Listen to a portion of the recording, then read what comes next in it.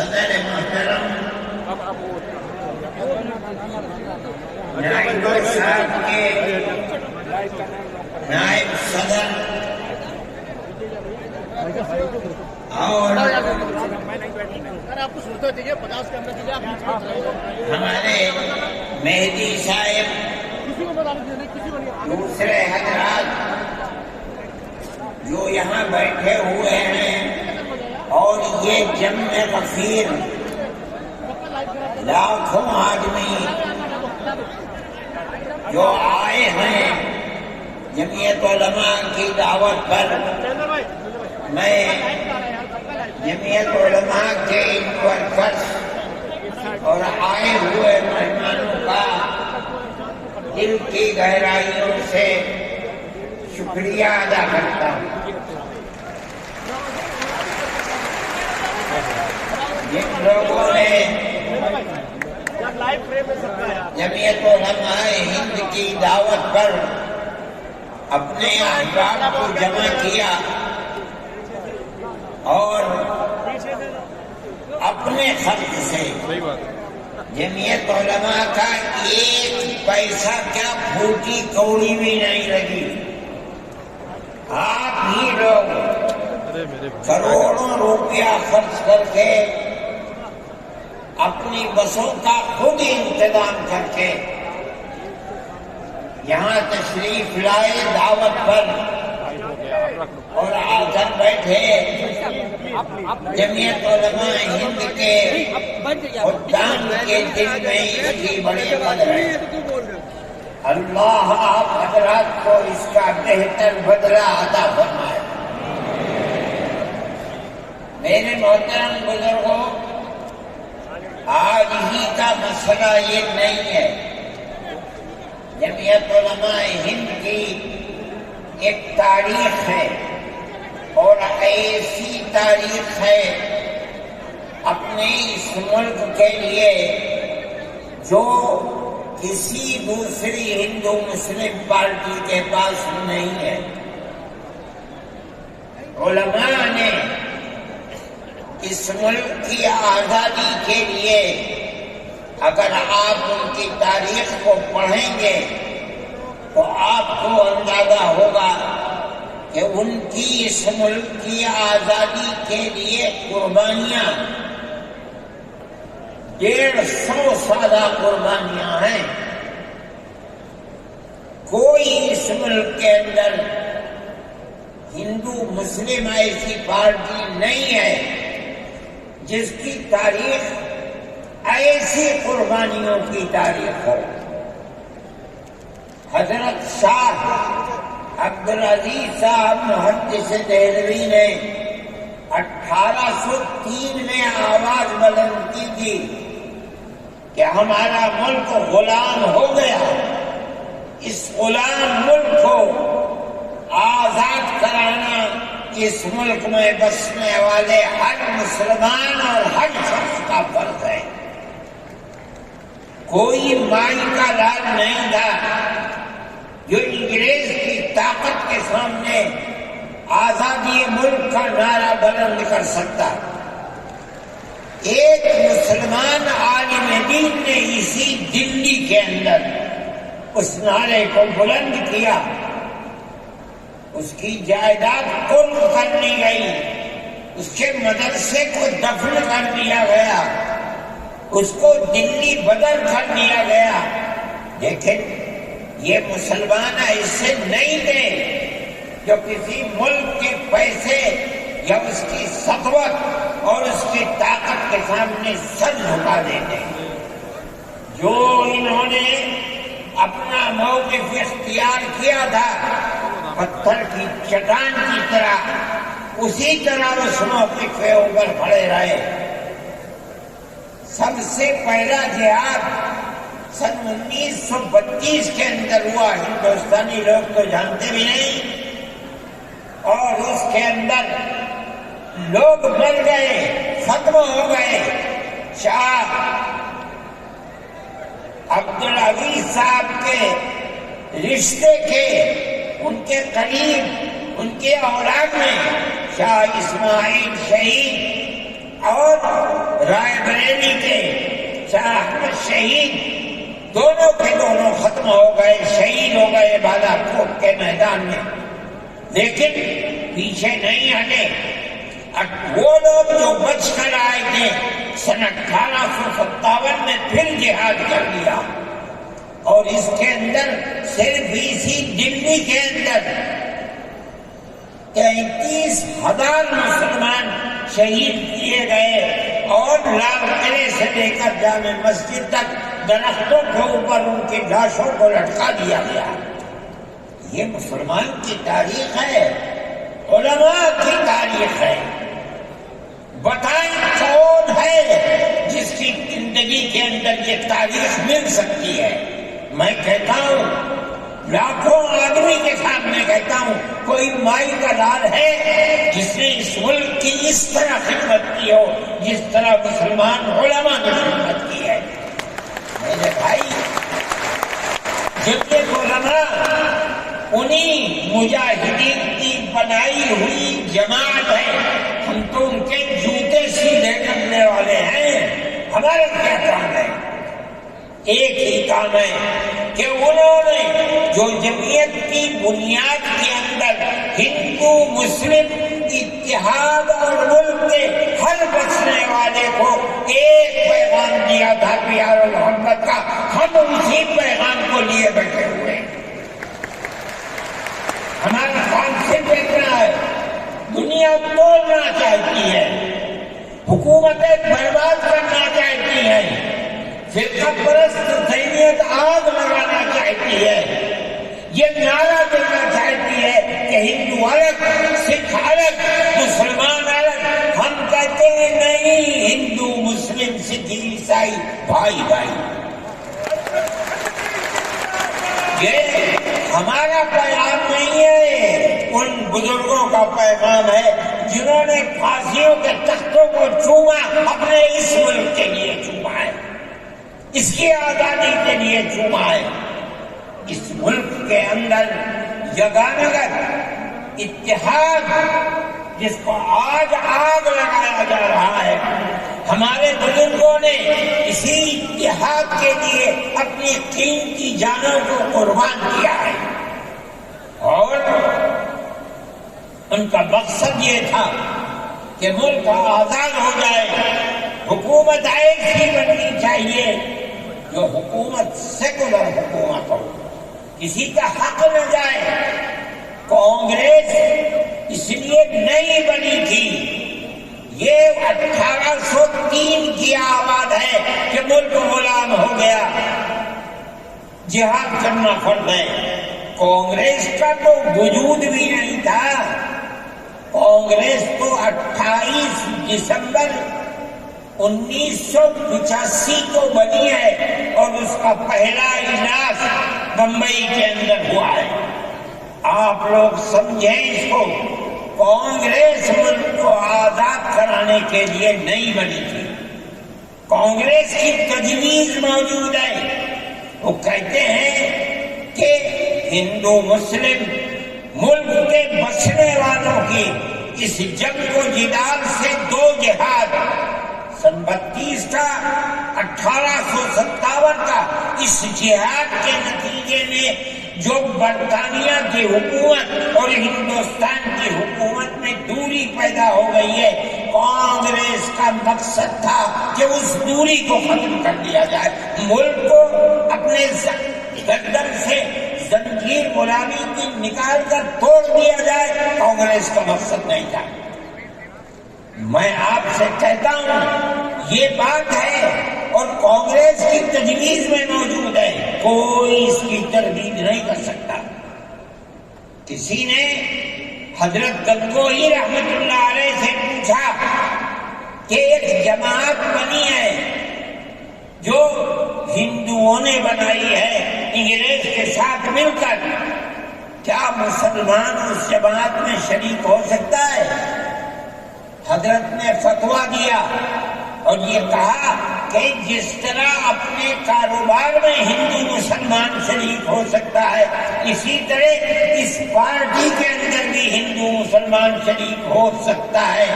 بشرطے کہ دین کو کوئی نقصان نہ پہنچے۔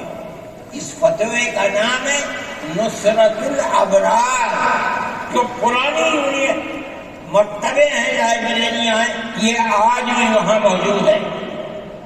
یہ صرف فتویٰ نہیں ہے، یہ اس لیے ہے کہ یہ اشارہ ہے کہ مسلمانوں کو کانگریس کے ساتھ شریک ہونا چاہیے اور کانگریس کے اس نظریے کو بدلنا چاہیے۔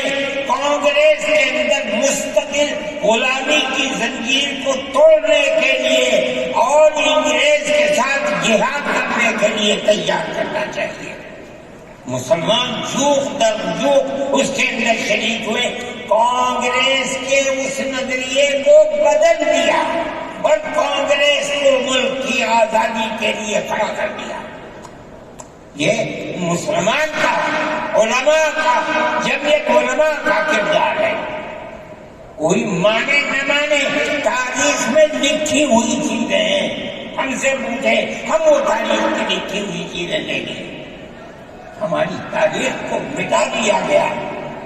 وہ طبقہ جو آج ملک کے اندر اسلام اور مسلمانوں کو دفن کرنا چاہتا ہے، وہ ہماری تاریخ کو دفن کرنے کے اندر کامیاب ہو گیا۔ مگر ہم کہتے ہیں کہ ہماری تاریخ ہے۔ میرے بھائی، ملک اسی طرح چلتا رہا، جیسے جیسے آزادی قریب آتی رہی، جمعیت علماء ہند کو تنہا ایک جماعت تھی جو برابر موتی لال نہرو، جواہر لال نہرو، گاندھی جی سے یہ بات کہتی رہی کہ ہمیں ضمانت دو، ہم 143 سال ہیں ہماری زندگی، جہاد کی زندگی، ہمیں یہ ضمانت دو کہ ملک آزاد ہوگا تو اس کا کردار سیکولر کردار ہوگا، دستور سیکولر دستور ہوگا، جس کے اندر ہندو، مسلمان، سکھ، پارسی، عیسائی ہر ایک کو اپنے مذہب کے ساتھ جینے کا حق ہوگا اور حکومت کا کوئی مذہب نہیں ہوگا۔ ہمارے پاس تجویزیں موجود ہیں، برابر ہمیں مفتی کفایت اللہ صاحب جو جمعیت علماء کے اس وقت صدر تھے، نام لے کر ان کے پاس موتی لال نہرو، گاندھی جی، یہ لوگ اپنی ورکنگ کمیٹیوں کی تجاویز بھیجتے ہیں، مفتی صاحب کرم فرما، مفتی صاحب یہ ہے کہ ہمارا ملک جب آزاد ہوگا ہم گارنٹی دیتے ہیں کہ ملک سیکولر ملک ہوگا۔ اس کا کیا مطلب ہے؟ ہمارا کردار، ہمارا مذہب، ہمارا وقت، ہر چیز آزاد رہے گا۔ مسلمان جس طرح چاہے گا اپنی زندگی گزارے گا، اپنے مذہب کو سینے سے لگا کر زندگی گزارے گا۔ میں یہ بات صرف ہوائی نہیں کہہ رہا ہوں، آپ غور سے اس تحریر کا ایک ایک لفظ سنیں۔ ہری پور ضلع سورت کا اجلاس عام جو 19، 20، 21 فروری 1938 میں 47 میں ملک آزاد ہوا، یہ اجلاس 1938 اس سے بھی 9 سال پہلے، یعنی آج کے مقابلے میں 80 سال پہلے یہ اجلاس ہوا تھا۔ اس کے اندر تجویز دیکھیا، ورکنگ کمیٹی نے 1937 میں اپنی کلکتے کی میٹنگ میں اقلیتوں کے حقوق پر جو تجویز پاس کی تھی اسے یہ کانگریس منظور کرتی ہے، اس وقت کی بات ہے، اور نئے سرے سے اعلان کرتی ہے کہ ہندوستان کی اقلیتوں کے تمدنی، مذہبی اور لسانی حقوق کی حفاظت کرنا کانگریس کا پہلا فرض اور بنیادی پالیسی ہے، تاکہ حکومت کی کسی بھی ایسی اسکیم میں جس میں کانگریس شریک ہو اقلیتوں کو ترقی اور نشو و نما کا زیادہ سے زیادہ موقع مل سکے۔ آپ الفاظ پر غور کیجئے، اور وہ قوم کی سیاسی، اقتصادی اور کلچرل زندگی میں پورا حصہ لے سکیں۔ اس کے بعد اس بنیاد پر مسلمانوں کو مطمئن رہنا چاہیے کہ آزاد ہندوستان کی حکومت میں ان کا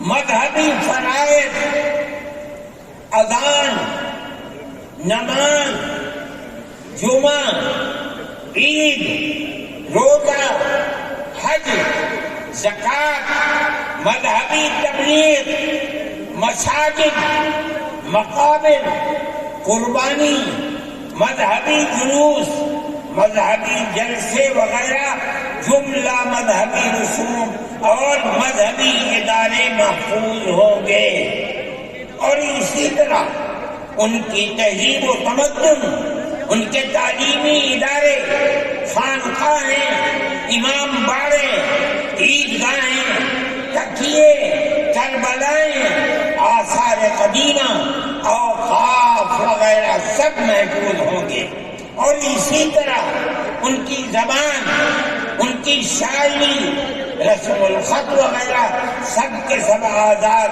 اور محفوظ ہوں گے، کسی پر کوئی رکاوٹ اور قید نہ ہو۔ تو میں آپ سے کہہ رہا ہوں، آپ دیکھیے یو پی کانگریس کا شائع کردہ election board National Herald press Lucknow 1946 کے اندر، شاید 10 فروری ہے جو میں نے نقل کیا ہے، وہ مٹا ہوا تھا، اس کے اندر یہ بلیٹن شائع ہوا ہے۔ میں کہتا ہوں کہ ہندوستان کی جمعیت علماء کے بار کچھوٹے لگانے پر وعدہ کرو کہ ملک سیکولر ہوگا، وہ وعدہ کرتے ہیں۔ میں آج آپ سے پوچھتا ہوں کہ اس میں سب سے پہلی چیز ہے کہ مسلمانوں کا مذہب اور مذہبی فرائض محفوظ رہیں گے۔ آج میں پوچھتا ہوں، ملک کی آزادی کو 70-80 سال ہو رہے ہیں، بتائیے کیا محفوظ ہے مسلمانوں کا؟ آپ مذہب محفوظ ہے مسلمانوں کا؟ کیا آپ نے مسلمان مذہب کا مسئلہ قرآن و حدیث سے ثابت ہے؟ آپ جو کچھ کر سکتے تھے آپ نے نکاح اور طلاق کے اندر کر دیا، بڑا کام آپ نے۔ آپ کی حکومت اتراکھنڈ میں ہے، آپ یکساں سبھی کو، یعنی کوئی تعلق مسلمان کا مذہب سے نہیں ہوگا۔ گورنمنٹ جو قائم کرے گی اس کے اوپر مسلمان کو چلنا ہوگا۔ کہاں کا سیکولرزم ہے؟ کیا مسلمان اس پر اطمینان کر سکتا ہے؟ آپ کی زندگی اور آپ کی حکومت کا بنیادی ناپاک پتھر یہ ہے کہ مسلمان کو اپنے مذہب سے آپ دور کر دیں۔ کیا آپ اسے قبول کریں گے؟ یہ آج کی حکومت کا یہ مسئلہ ہے۔ مذہبی فرائض کہاں کے آپ زندہ رہ گئے؟ آج آپ نے مسئلہ بنایا ہے کہ اتراکھنڈ کی ریاست اور شہروں کے اندر مسلمان جو 50 سال سے آباد ہے، آباد بھی نہیں رہ سکے گا۔ یہ آپ کا کردار ہے، یہ تصویر ہے اور ناپاک تصویر ہے ان کا۔ اس تصویر کو آپ پیش کر رہے ہیں، یہ تصویر سیکولر دستور کی تصویر نہیں ہے۔ ہمارا آج کا یہ کنونشن سیکولر دستور کی حفاظت کے لیے ہے۔ کہاں ہے؟ کیا کر رہے ہو؟ اس ملک کو، ملک میں رہنے والوں کے لیے جہنم بنا رہے ہو۔ جمعیت علماء اس کو قبول نہیں کرتی۔ ہم تو کہہ رہے ہیں اس بات کو، کسی کی زبان اٹھتی ہو یا نہ اٹھتی ہو، لیکن ہم کہتے ہیں کہ جو ہو رہا ہے وہ ملک کو آگ لگانے کے لیے، دستور کو آگ لگانے کے لیے ہو رہا ہے۔ جمعیت علماء اسے قبول نہیں کرے گی۔ اگر جمعیت علماء نے اس بدترین حکومت جو یہ کہتی تھی کہ ہماری حکومت میں سورج نہیں ڈوبتا، جمعیت علماء نے کبھی اس کے سامنے سر نہیں جھکایا، اس کے بعد ہم کس کے سامنے سر جھکائیں گے؟ ہمارا سر صرف ایک اللہ کے سامنے جھکتا ہے اور کسی نبھانا نہیں جھکتا۔ میرے بھائی، آپ ایک اس کو لیتے ہیں، میں کہتا ہوں بیٹھا، آپ کیا کہتے ہیں؟ اس کے اندر جہاں ہے وہاں اسی طریقے سے اوقاف وغیرہ سب محفوظ ہوں گے۔ اوقاف محفوظ ہیں، یہ آپ کے سامنے حضرت مولانا بیٹھے ہوئے تقریر کی ہے۔ اوقاف کو ہڑپنا چاہیے۔ ہماری مسجدیں اسی دلی کے اندر 400 500 سال کی مسجدیں ہیں، جس میں جمیع علماء کا دفتر بنا ہوا ہے، عبد النبی اکبر کے زمانے کی مسجد ہے۔ اور کتنی مسجدیں جن کے پاس اوقاف، اللہ اکبر، لاکھوں کروڑ کے اوقاف ہیں۔ جونپور میں جا کر کے دیکھو کیسی مسجدیں ہیں، دلی کے قرب و جوار میں دیکھو کتنی بڑی بڑی مسجدیں ہیں۔ ہندوستان کا وہ طبقہ جو ان مساجد کے اوقاف کو ہڑپ کرنا چاہتا ہے، کہتا ہے اگر کسی وقف زمین یا مسجد یا کسی بھی چیز کے کاغذات وقف کے نہیں آئے اس کو وقف نہیں مانا جائے گا۔ کون 500 سال پرانے کاغذات لا کر پیش کر دے گا؟ قانون یہ تھا کہ جو مسجد بنی ہے، جو وقف پر بنتی ہے، وہ وقف ہے۔ آپ کو کیا درد ہے کہ آپ اس اوقاف کو وقف کو ختم کرتے ہیں؟ اس کا مطلب ہے مسلمانوں کی زمین کو ہڑپ کرنا چاہتے ہو، حرام کھانا چاہتے ہو، اس لیے انہیں اوقاف کو ہڑپ کرنا چاہتے ہیں۔ ہم اس کو قبول نہیں کرتے۔ اوقاف ہمارے آباء و اجداد کے کیے ہوئے ہیں، اوقاف اللہ کی ملکیت میں دیے ہوئے ہیں، مسجدیں بنی ہوئی ہیں، آپ ان کی حفاظت کیجیے، اس لیے کہ ہم اس ملک کے رہنے والے ہیں، ہم باہر سے آئے ہوئے نہیں ہیں۔ اگر ہندو گوجر ہے مسلمان بھی گوجر ہے، اگر ہندو جاٹ ہے مسلمان بھی جاٹ ہے، اگر ہندو راجپوت ہے مسلمان بھی راجپوت ہے۔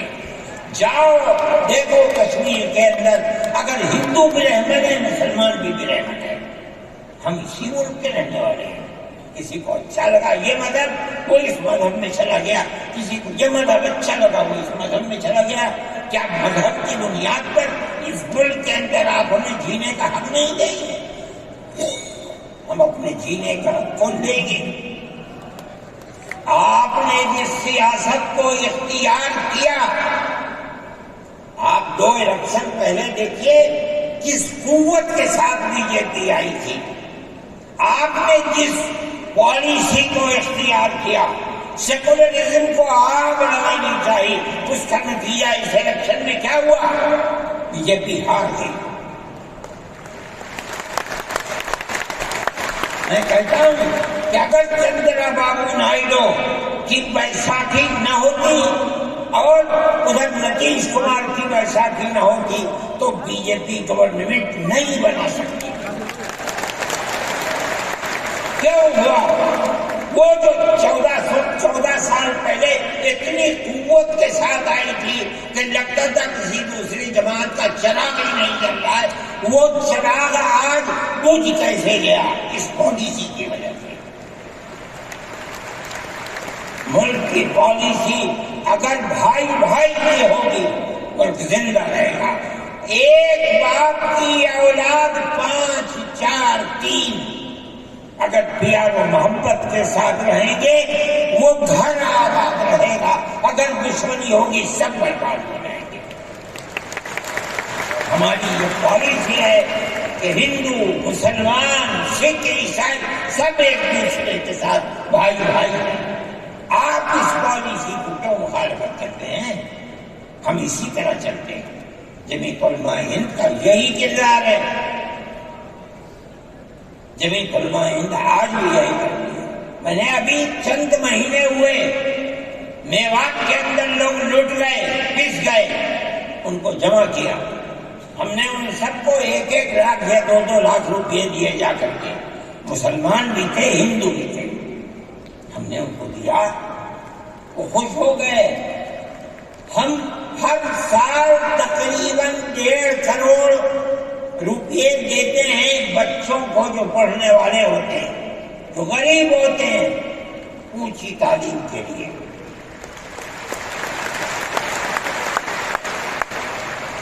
اس کے اندر مسلمان بچے بھی ہوتے ہیں, ہندو بچے بھی ہوتے ہیں. جمعیت علماء ہر ایک کی مدد کرتی ہے. پڑھیں, ملک کے لیے کام کریں.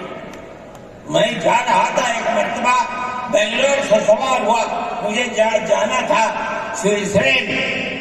ایک میٹنگ تھی وہاں سعودی عرب کی, سوئٹزرلینڈ کے اندر.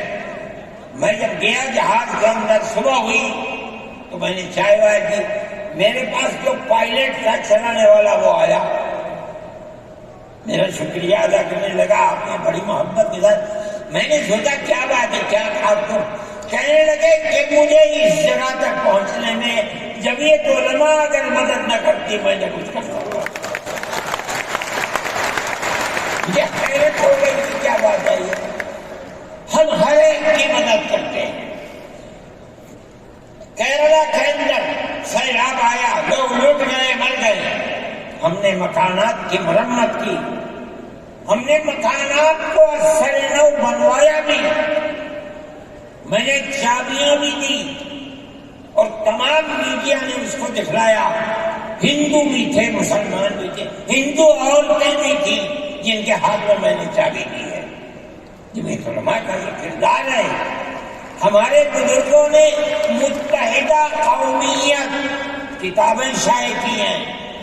اس کا مطلب ہے کہ ہندوستان کی قوم مذہب کی بنیاد پر نہیں بٹے گی. جو ہندوستان میں رہتا ہے ان سب کی ایک ہی قوم ہے. مذہب کی بنیاد پر قومیں تقسیم نہیں ہوگی. یہ ہمارا کردار ہے. ہم اس کردار پر زندہ ہیں اور اسی پر چلتے ہیں. صحیح ہے, یہ ملک کے اندر جو پالیسی چل رہی ہے کہ ان کو مار دو, ان کو گرا دو, ان کو. آسام کے اندر یہ پالیسی آج سے نہیں, سن 12 سے چل رہی ہے.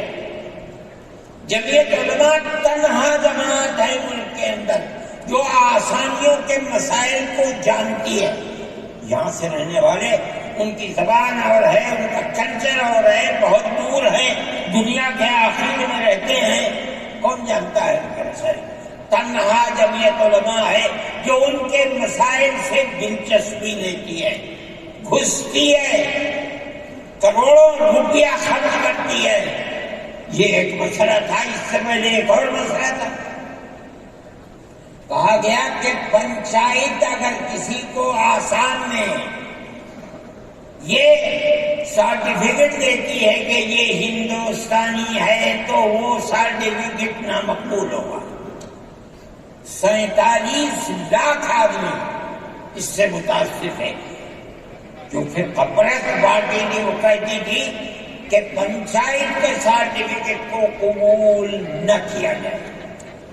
اگر یہ فیصلہ ہو جاتا تو 47 عورتیں 47 لاکھ اپنے بچوں کے ساتھ ملک کے اندر بھیک مانگنے والوں کی زندگی بسر کر دی. ہم نے سپریم کورٹ کے اندر اس کو چیلنج کیا. سپریم کورٹ کہا جاتا ہے لیکن در حقیقت یہ ملک میں بسنے والے ان غریب اور لاچار لوگوں کی پناہ گاہ جن کے سامنے ملک میں کوئی راستہ نہیں بچتا تو وہ کورٹ میں پہنچتے ہیں کہ ہماری مدد کرو. ہم پہنچ گئے, اپنے لیے نہیں, ان غریبوں کے لیے پہنچے جو 47 لاکھ تھے. آپ نہیں جانتے اس کے اندر 24 لاکھ ہندو عورتیں تھیں. آپ سمجھے, اور جمعیت علماء گئی. میں بہت پریشان تھا کہ الہ العالمین کوئی مدد کرنے والا علاوہ تیرے کوئی مدد کرنے والا نہیں ہے. میں اللہ کا فضل کرتا ہوں کہ جو کورٹ اور وہیں کا وکیل چیف جسٹس صاحب آسامی کا تھا. مجھے خطرہ تھا کہیں یہ آسامیوں کے ساتھ نہ چلا جائے, گورنمنٹ کے ساتھ نہ چلا جائے. اللہ کی قدرت ہے کہ فیصلہ یہ آیا کہ وہ سرٹیفکیٹ جو پنچایت نے دیا قبول کیا جائے گا.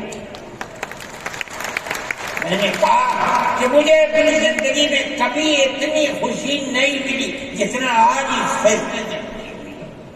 کیوں؟ صرف مسلمان کے لیے نہیں, کہ ہمارا کردار ہے جو ہمیں اپنے بزرگوں سے ملا ہے, جو جمعیت علماء کی اساس ہے, جو ان کا کردار تھا, ہم نے اس سے سراہنا کی. اس کے بعد دوسرا مسئلہ آ گیا. دیکھیے سمجھیے مسئلے کو, سارے ہندوستان کے اندر قانون یہ ہے کہ جو سب سے پہلی مردم شماری سن 47 میں ملک آزاد ہوا, سن 51 کے اندر پہلی مردم شماری ہے. جس کا نام اس مردم شماری میں ہے وہ ہندوستان ہے. جس کا نام اس مردم شماری میں نہیں ہے, اگر دوسری مردم شماری میں وہ کہیں سے آ کر بسا اور اپنا نام لایا, وہ ہندوستانی نہیں. اچھا, پاکستان ایک مغربی پاکستان تھا, ایک مشرقی پاکستان تھا. اندرا جی نے اپنے زمانے کے اندر تمام جھگڑوں کو ختم کرنے کے لیے مغربی پاکستان کو الگ, مشرقی پاکستان کو الگ کیا.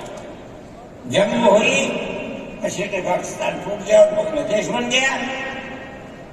اس وقت بہت بڑی بمباری ہوئی دونوں ملکوں کے اندر, ادھر کے لوگ ادھر, ادھر کے لوگ ادھر. سب لوگ بیٹھے,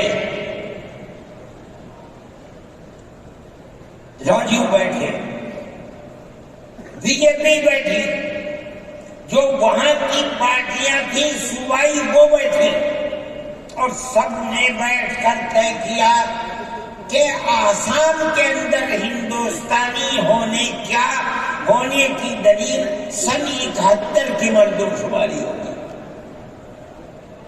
سارے ملک سے الگ, سارے ملک میں مردم شماری میں ہندوستانی ہونے کے لیے 51 کی ہے, مگر سب پارٹیوں کے دستخط ہیں اس کے اوپر. آسام کے اندر 51 نہیں 71 ہوگی. اب آپ دیکھیے, جو فرقہ پرست, اور میں کہتا ہوں ببانگ دور کہتا ہوں کہ آسام کے چیف منسٹر کا کردار بدبودار کردار ہے, خراب کردار ہے, مسلمان کو دفن کرنے کا کردار ہے. وہ یہ کہتا ہے کہ آسام کے سوا آسام کے اندر مردم شماری 71 نہیں, جیسے سارے ہندوستان میں 51 ہے, اسی طرح آسام کے اندر بھی 51 ہے. آپ سمجھتے ہیں اس کا اثر؟ آج اس کا اثر یہ ہوگا کہ اگر 71 ٹوٹ جائے اور 51 پر آ جائے تو آسام کے اندر 1.5 کروڑ بچے اور بڑے سب ہندوستان سے باہر ہو جائیں. کہاں جائیں گے؟ صرف مسلمان کی مخالفت, کھانا ہضم نہیں ہوتا ہے بغیر مسلمان کی بربادی کے. کوئی نہیں تھا, تنہا جمعیت علماء تھی. اس کے اندر بڑا کردار ہے مولانا مشتاق انصر کا, جو جمعیت علماء آسام کے صدر ہیں. وہ میرے ساتھ شانہ بشانہ کھڑے رہے اور 12 سال سے زیادہ مقدمہ لڑا. کروڑوں روپیہ اس کے اوپر خرچ کیا گیا. یہ خدا کی قدرت ہے. آج آیا تو یہ طے کر دیا گیا کہ 51 نہیں, آسام میں 71 ہی بنیاد بنے گا. اس کا کیا مطلب ہے کہ آپ نے آسام کی 80 لاکھ کی آبادی کو زندہ کر دیا جو موت کے کنارے پر پڑی ہوئی. مجھے افسوس ہے کہ لوگوں کا یہ قول مجھ تک پہنچا ہے کہ انہی نے آسام کے چیف منسٹر سے یہ بات کہی کہ اب کیا ہوا، کہنا ہماری صحت پر کوئی اثر نہیں پڑتا۔ کیا مطلب ہے؟ ہم آسام میں مسلمانوں کو چین کا سانس نہیں لینے دیں گے۔ دیکھیں کب تک چلتے ہیں۔ اگر جمعیت علماء زندہ ہے اور اللہ نے ہمیں زندہ رکھا، ہم دیکھیں گے کہ کیا کرتے ہیں۔ ہم زندہ ہیں۔ یہ جمعیت علماء کا کردار ہے، ہم اس کے پیچھے ہیں۔ جمعیت علماء زندہ باد،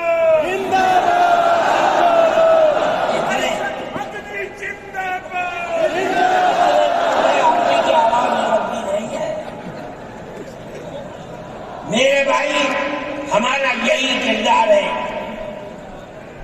ہم ان مسلمانوں کی مدد کرتے ہیں جو مسلمان مصیبت کا شکار ہے۔ یہ فرقہ پرست ذہن جس کا میں ذکر کر رہا ہوں ہر جگہ موجود ہے، ہر وقت موجود تھا، آج یہ زیادہ ہے، پہلے اتنا نہیں تھا۔ ہر جگہ مسلمان کے لیے، جوانوں کے لیے مصیبت کا شکار ہے۔ خاص طور پر ہم سے لوگ کہتے ہیں کہ تم ان کے مقدمات کو کیوں لڑتے ہو؟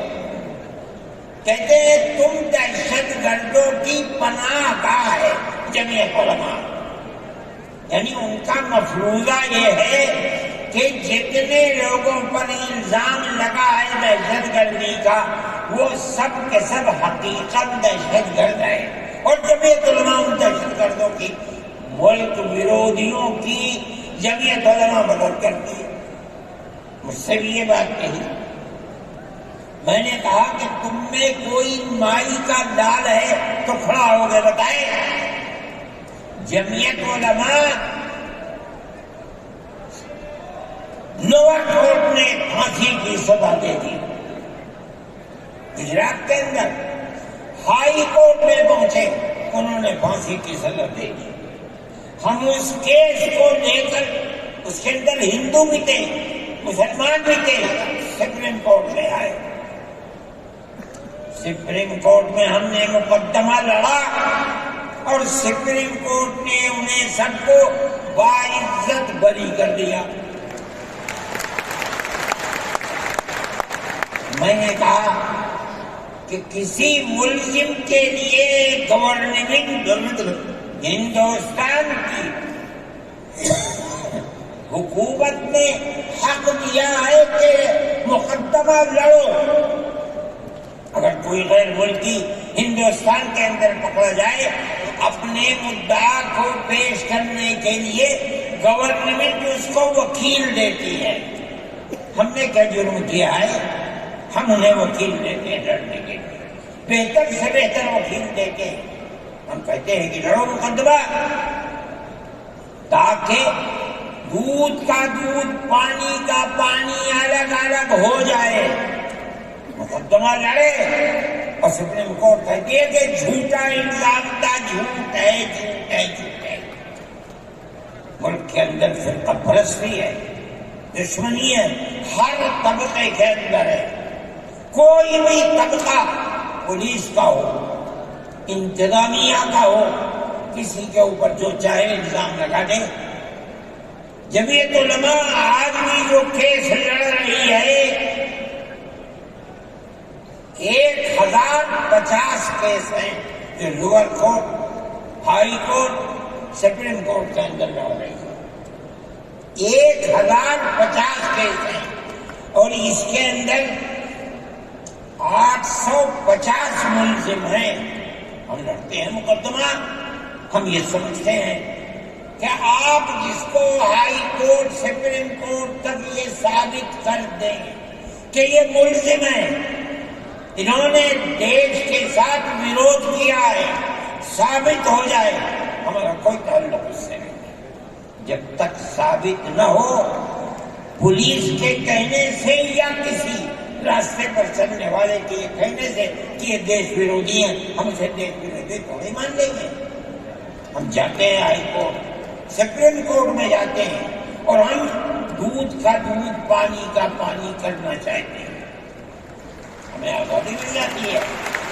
بتائیے جمعیت علماء ہند، جمعیت علماء ہند، نعرہ تکبیر، نعرہ تکبیر، جمعیت علماء ہند، حضرت مولانا سعید ارشد مدنی صاحب، جمعیت علماء ہند اسی طرح سے کام کر رہی ہے۔ ابھی آپ کے یہاں ہلدوانی کے اندر ہوا، مسجد کو توڑ دیا، شہید کر دیا، گولی چلا کر 6 آدمیوں کو قتل کر دیا، اس کے ساتھ ساتھ 101 آدمیوں کو گرفتار کر لیا اور ایسی دفعات ان کے اوپر لگا دی کہ 1.5 سال سے پہلے ان کی ضمانت نہیں ہو سکتی۔ جمعیت علماء نے ہمارے پاس آئے 70 آدمی، کچھ لوگوں نے اپنے کیس لڑے، کسی کو یقین نہیں تھا کہ اس کے اندر کامیابی ہوگی۔ اللہ کی مدد سے ہم نے اپنے وکیل کو بلایا بمبئی سے، اور اس کے بعد جو بہتر سے بہتر سپریم کورٹ کا وکیل تھا اس کو بلایا اور ہم نے کہا کہ کیس لڑیے۔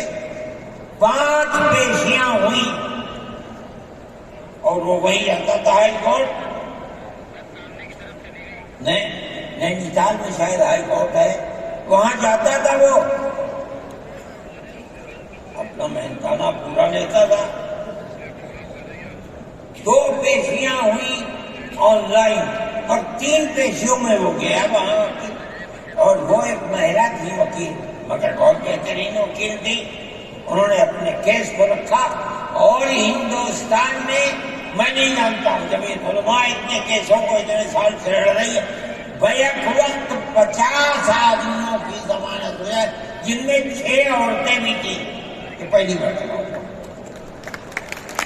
ہم یہ سمجھتے ہیں کہ ہماری بہت بڑی کامیابی ہے، اللہ کا انعام ہے، اس کا فضل ہے، ہم لڑ رہے ہیں اسی طریقے سے۔ مدارس اسلامیہ، میرے بھائی، مدارس اسلامیہ اس ملک کی مذہبی اعتبار سے جان ہے۔ جمعیت علماء ہمیشہ سے یہ بات کہتی تھی کہ مدارس ام المدارس دارالعلوم دیوبند ہے۔ حضرت نانوتوی رحمۃ اللہ علیہ نے جو دستور بنایا، وہ دستور یہ تھا کہ کسی گورنمنٹ سے کوئی مدد نہیں دی جائے گی۔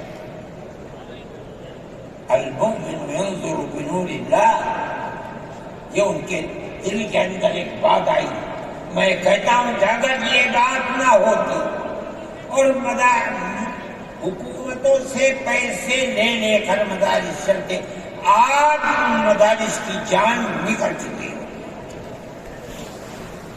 آزاد ہے مدارس، کسی گورنمنٹ کا ایک پیسہ ہمارے پاس نہیں ہے۔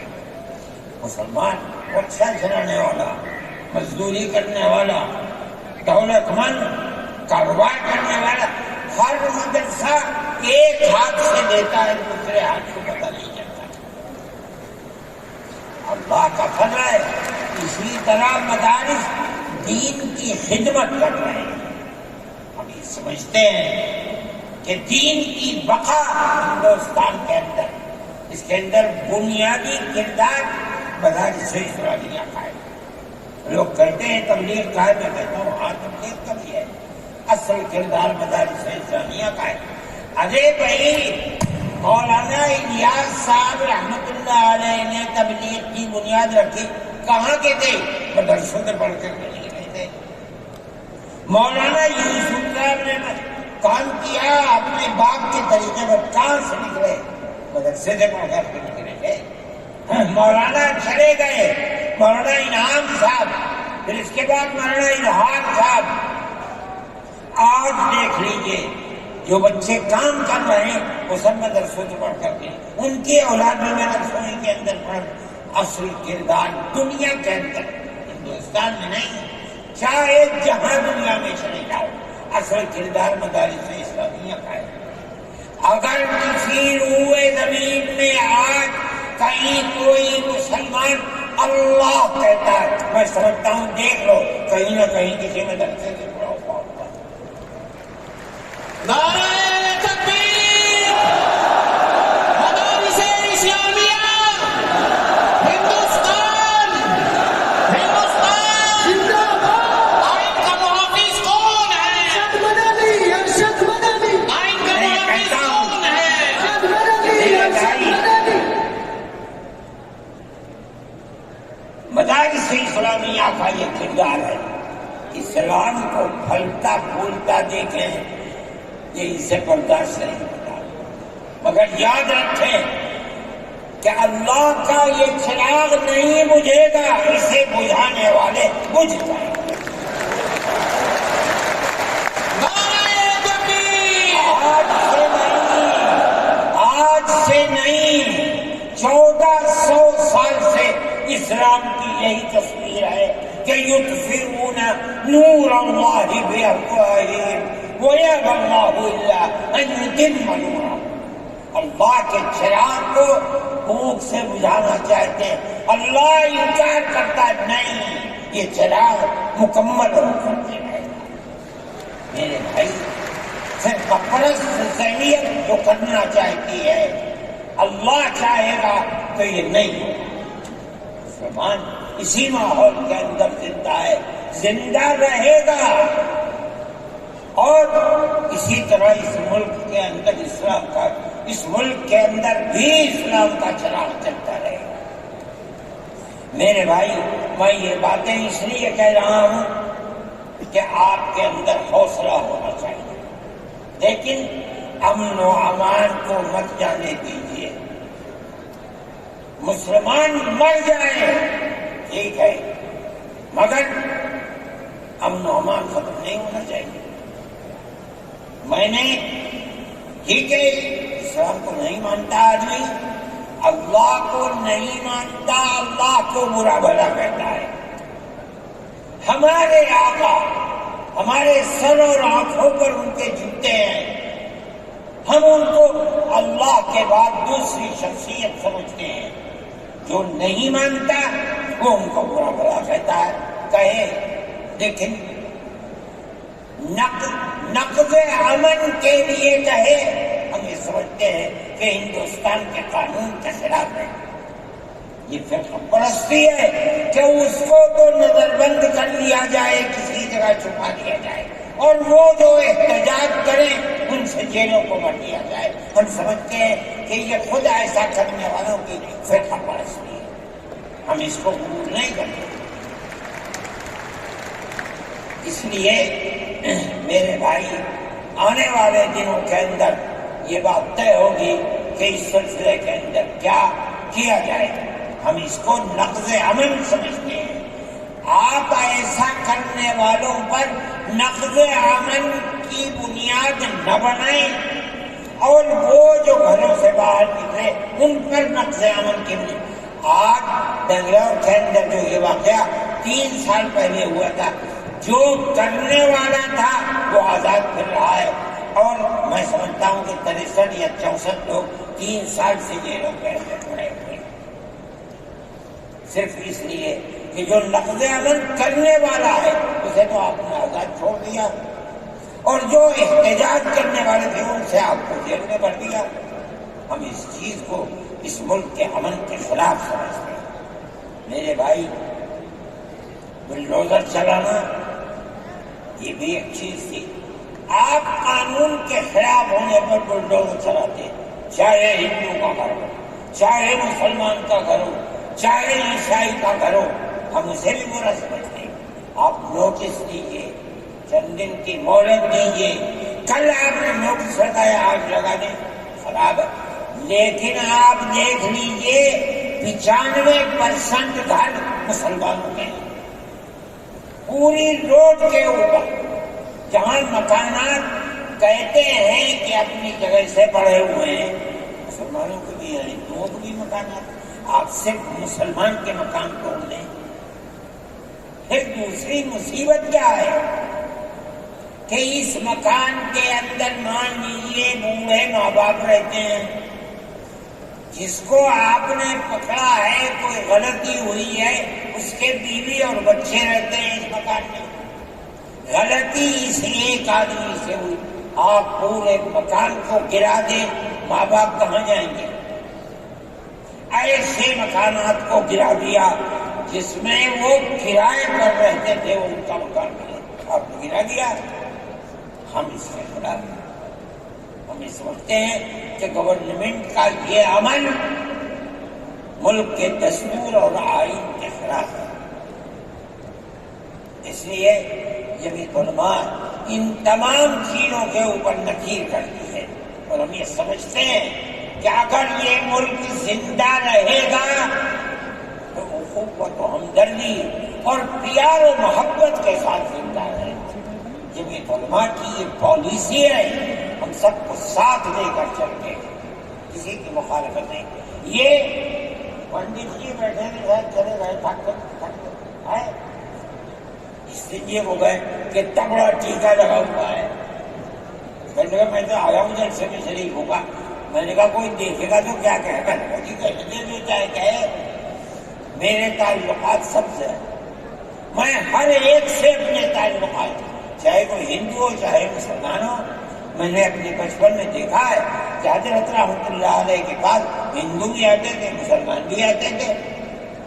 میں نے یہ بھی دیکھا ہے کہ ایک گاؤں کے اندر جبیرن میں حضرت کار سے جا رہے تھے، میں بیٹھ گیا، وہاں جا کے میں نے دیکھا کہ ایک ہندو جو اس گاؤں کا پڑھا لکھا آدمی تھا، ہو سکتا ہے حضرت کے ساتھ کہیں جیل میں ہو، اس کے یہاں اس زمانے کے اندر جب پانی نکالنے کے لیے انجن کا رواج نہیں تھا، اس نے لگایا اور حضرت کو بلایا تھا کہ حضرت اس کے اندر بسم اللہ کر کے شروع کر دیں۔ حضرت کا بڑھاپا تھا، وہ اسے چلانے، تو وہ بھی لگا اور بھی لوگ لگے اور حضرت بھی لگے اور اسے چلایا اور پانی نکلنے لگا۔ یہ تعلقات تھے، ہم آج بھی اسی کے اوپر قائم ہیں۔ بغیر پیار و محبت کے ملک نہیں چلے گا، آپ کو یہ چلانا پڑے گا۔ آپ اسلام اور مسلمان کی مخالفت کریں اور اسے برباد کریں، یہ چیز نہیں چلے گی۔ میں اس سلسلے کے اندر جو گٹھ بندھن کی پالیسی ہے، میں اس کو اچھا سمجھتا ہوں۔ ایک طرف تو یہ کردار ہے گورنمنٹ کا جو آپ کے سامنے پیش کیا جا رہا ہے، دوسری چیز الیکشن کے زمانے کے اندر جو انڈیا گٹھ بندھن نے اپنا مینیفیسٹو شائع کیا، میرے پاس یہ چیز پہنچی کہ راہل گاندھی جی نے یہ کہا ہے کہ ہماری حکومت اگر بنے گی تو ہم ہر اقلیت کو اپنے مذہب کے اوپر چلنے کی آزادی دیں گے۔ میں نے ان کی اس بات کو قدر کی نظر سے دیکھا اور میں نے اعلان کیا کہ اس اعلان کے بعد مسلمان کو اس گٹھ بندھن کی جس میں رہ کر اس کو آزادی ملتی ہے اپنے مذہب کی، اس کو ووٹ دینا اپنے ملک اپنے دین کی حفاظت کے مرادف ہے۔ اور مجھے بڑی خوشی ہے کہ سارے ہندوستان کے مسلمانوں نے ایک جٹ ہو کر کے گٹھ بندھن کو ووٹ دیا اور گٹھ بندھن اس طرح سے آگے نکلا اور بی جے پی آگے۔ میرے بھائی، یہ جمعیت علماء کی پالیسی ہے اور جمعیت علماء اس پالیسی کے اوپر زندہ ہے۔ مسئلہ فلسطین کا ہے، بڑی عجیب بات ہے۔ فلسطین آزاد ملک ہے، حقیقت یہ ہے۔ آپ یہ دیکھیے، جب دولت عثمانیہ کو دنیا کی بڑی طاقتوں نے مل کر ختم کیا اور خلافت اسلامیہ ترک میں ختم ہو گئی، تو امریکہ، روس، برطانیہ، انہوں نے مل کر ایک یہودی حکومت قائم کی، اسرائیل۔ اس کی ایک حدود اربع تھی، اس کے اندر فلسطین یعنی بیت المقدس نہیں تھا۔ جب بڑا اسرائیل ہو گیا، امریکہ اس کا سرپرست بن گیا۔ اب اسرائیل نے آگے بڑھ کر فلسطین کے اندر اپنے پیر جمائے اور بیت المقدس کو لینا چاہا۔ نتیجہ یہ ہوا کہ جنگ ہوئی اردن کے اندر اور بیت المقدس پر بھی قبضہ کیا اور اس کے ساتھ ساتھ فلسطینیوں کو غلام بنایا۔ ابھی دل نہیں تھما، تھوڑے دنوں کے بعد پھر آگے بڑھا اور گولان کی وہ پہاڑیاں جو شام کے اندر تھی ان کے اوپر قبضہ کر لیا۔ جس دن پہلا حملہ بولا فلسطینیوں نے، ہمارے ملک کے پرائم منسٹر نے یہ کہا کہ یہ دہشت گرد ہے۔ مجھے بڑا افسوس ہوا کہ یہ تاریخ کی دنیا کی نہیں جانتے۔ ایسا لگتا ہے جیسے انہوں نے دنیا کو دیکھا ہی نہیں۔ میں نے اعلان دیا میں نے یہ کہا کہ جو یہ کہتے ہیں کہ یہ دہشت گرد ہیں، اگر یہ دہشت گرد ہیں اور غلامی کی زنجیروں کو توڑنا یہ دہشت گردی ہے، گاندھی جی بھی دہشت کرتے ہیں، نہرو بھی دہشت کرتے ہیں، ہمارے اکابر بھی دہشت کرتے ہیں۔ یہ ایسی بات ہے جس کی کوئی تعبیر نہیں ہو سکتی۔ اللہ کا فضل ہے، اس کے بعد سے آج تک کبھی یہ نہیں کہا گیا کہ دہشت گرد ہے۔ لیکن مجھے افسوس ہے، میں نہیں مانتا ہوں اس بات کو، لیکن ہندوستان کی یہ غلط پالیسی اگر ہے، میں گیا عرب، میں نے لوگوں سے یہ سنا کہ ہندوستان کا بارود فلسطینیوں کے مارنے کے لیے اسرائیل میں ہو رہا ہے۔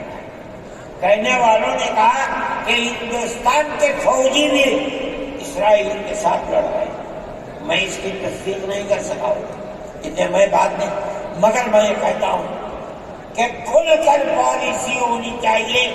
آپ اگر فلسطینیوں کے قتل عام پر بازی امریکہ کی طرح کہیے کہ ہماری فوجیں اسرائیل کے ساتھ، آپ بھی کہیے کہ ہماری فوجیں لڑ رہی ہیں، اور اگر نہیں ہے اپنے دامن کو پاک کیجیے۔ میں یہ سمجھتا ہوں کہ اس طرح کا قتل عام کہ ساری دنیا ایک طرف کھڑی ہوئی ہے، لیکن یہودی طاقت کے روح کے سر پر امریکہ تجویز آتی ہیں اسرائیل کے، نہیں، اسرائیل کے خلاف نمبر 2 پر ہے۔ سب سے پہلی تجویز امریکہ کے خلاف آنی چاہیے، اس لیے کہ جو بم برس رہے ہیں وہ امریکہ کے ہیں، جو فوج لڑ رہی ہے وہ امریکہ کی ہے۔ اسرائیل کے پاس کتنا ہے؟ جو طاقت ہے وہ بڑی طاقتوں کی دین ہے۔ اسی بنیاد کے اوپر ساری دنیا کے اندر احتجاج ہو رہا ہے، مگر وہ احتجاج قابل توجہ نہیں ہے۔ جمعیت علماء ان مسائل کو سمجھتی ہے، ہم نے اپنی بات آپ سے کہی ہے۔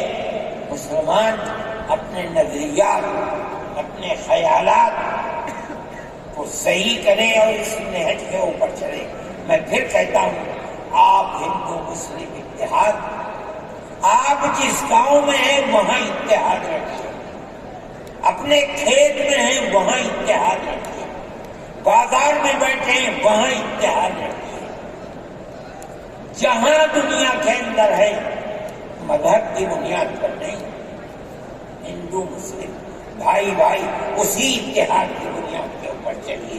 اگر آپ چلیں گے تو آپ اپنے ملک کے وفادار ہیں اور آپ صحیح راستے پر چلنے والے ہیں، اور اگر آپ وہ پالیسی خدا نخواستہ جو فرقہ پرست نظریے کی پالیسی ہے، اگر آپ اسے اپنائیں گے، ملک تباہ ہو جائے گا، برباد ہو جائے گا۔ میں انہی نظریات کے ساتھ آپ حضرات سے اجازت لیتا ہوں اور اپنے ان احباب کا شکریہ ادا کرتا ہوں جنہوں نے توجہ دلا کر گھر گھر جا کر اپنے بھائیوں کو اس اجلاس میں آنے کے لیے آمادہ کیا ہے۔ جمعیت علماء کا پیغام پہنچایا ہے اور ان لوگوں نے یہاں آ کر